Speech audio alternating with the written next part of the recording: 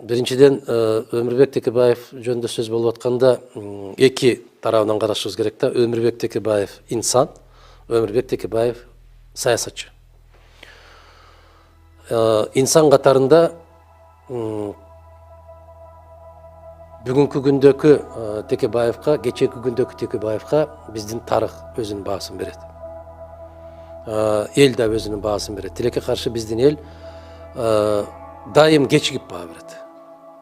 Ким болбосун ошол кечигип баа берет. Биз бүгүн саясатчы Текебаев жөнүндө сөз кыла турган болсок, саясатчы катарында Кыргыз Республикасында бүгүнкү күндөгү мыкты 5 саясатчы болгон болсо, ошо 5тин ичинде сөзсүз түрдө Өмүрбек Черкешевич бар.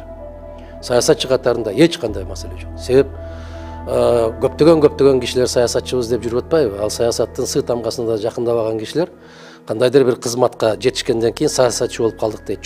Жок, эч качан андай болбойт. Сенин жогорку даражадагы кызматтагы турган ордуң менен сенин кабилетиң экөө эки башка. Биз ушундай карашыбыз керек. Ошол саясатка келүүсүнө, ушул деңгээлге жетүүсүнө эмне себеп болду? Тек гана кара күрөш, жумуш, эмгек, мындай бир чымырканып эмгектенүү, изденүү менен жетип келген. Анан жанагы кудасынын аркасы менен, агасынын аркасы менен, же досунун аркасы менен талп этип бир жерге жогорку даражага келип калгандар, алар эч качан өмүрүндө саясатчы болгон эмес, боло да алышпайт. Алардан саясатчы чыкпайт. Текебаевди мен мындан бир 15-20 жыл башта айтканмын. Текебаев менен Ишенбай Кадырбековду энелери Кыргыз парламенти үчүн, Кыргыз жогорку кеңеш үчүн төрөп койгон сыяктуу болот деп. Себеп бүгүнкү күндө мыйзам чыгаруу жаатында болобу, административдик жаатында, башкаруучулук жаатында болобу, Өмүрбек Черкешевичке мындай бир дал келе турган, тең келе турган саясатчылар саналуу гана. Болсо дагы көпчүлүгү жанагы көрпөнүн ичинде жатышат азыр. Анча-мынчалары баштарын катып алган, кокустан көрүнүп калгандан коркушат, чочулашат дегендей.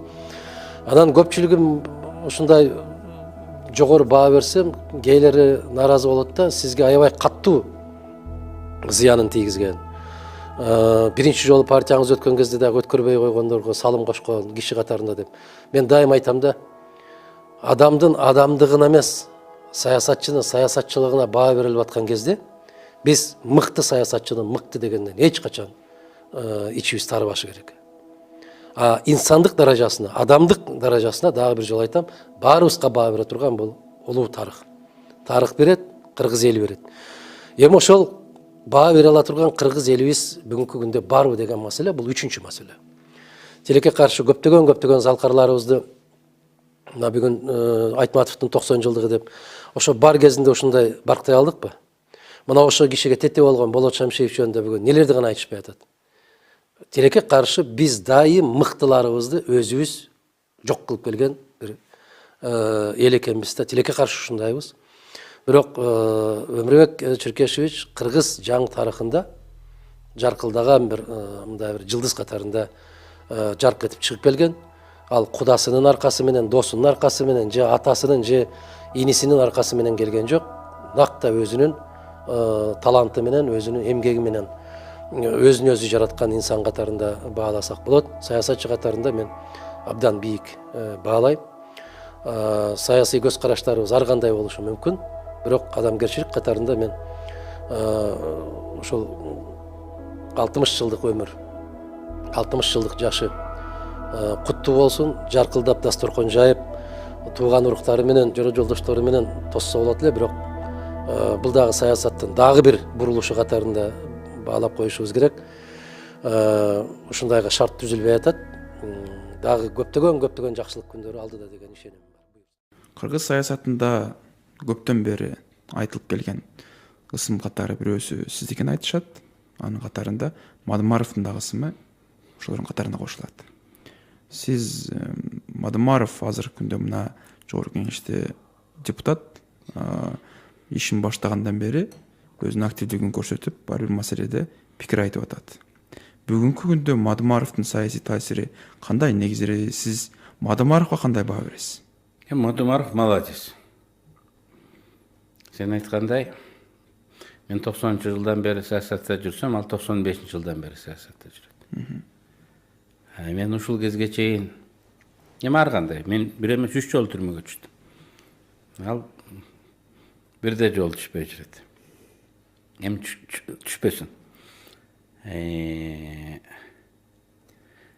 Бирок мен ушул кезге чейин парламентте жүрдүм да. Парламенттеги оппозиция болуп жүрдүм. Мадумаров 2005 жылдан баштап парламентте жок. Акыркы 10 жылдан бийликте жок да. Акыркы 10 жылда ал мындай парламенттик эмес, мындай көчөдө оппозиция болуп жүрдү да. Анан парламентке мындай өтүп келди. Эми андай адамдар аз. Парламентте жүрүп эптеп мындай өтүп келсең болот. Анткени эл көрөт, эл менен иштөө мүмкүнчүлүгүң бар.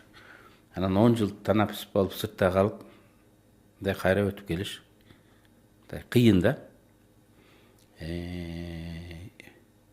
Анын өтүп келгендин сыры эми ушул элдин бир бөлүгүнүн оюн ачык айтат. Сөзүндө турат. Мисалы анын көп көз караштары мен туура эмес деп эсептеп колдобойм, бирок ал ошол каккан казыктай болуп өзү айтмакчы ошол сөзүндө турат. Эми ошону жактырган, ошону колдогон шайлоочулар бар. Ошон үчүн ал парламентке келди. Ал эл менен дагы бийлик да баарыбыз мындай эсептешибиз керек. Мадумаров бул бүгүнкү саясий реалдуулук. Андан качып кутула албайсың да. Мадумаров жакпаса да ал жок деп айта албайсың. Ал бар. Анткени анын артында 100 000, минимум 100 000 адам, активдүү адам, жөнөкөй адам эмес, активдүү адам турат. Бир активдүү адам 10 пассивдүү адамга ашыкча артыкчылык кылат, күчтүүлүк кылат да.